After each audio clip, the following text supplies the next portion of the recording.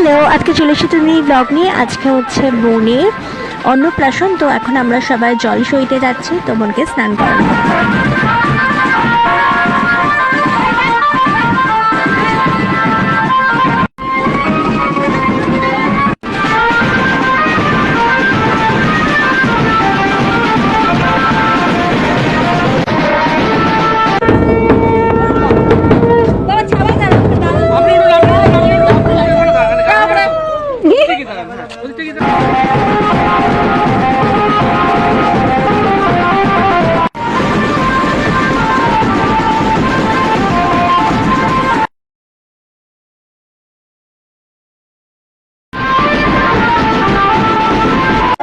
জল আনা হয়ে গেছে, বোনকে স্নানও করিয়ে দিচ্ছে।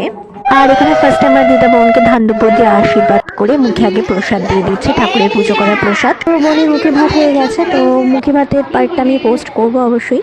আর আমি বোনকে নিয়ে কোলে করে বসে আছি, তারপরে মামি বোনকে ঘুম পাড়িয়ে দিয়েছে, আর তারপরে আমরা লজে গেছিলাম খেতে।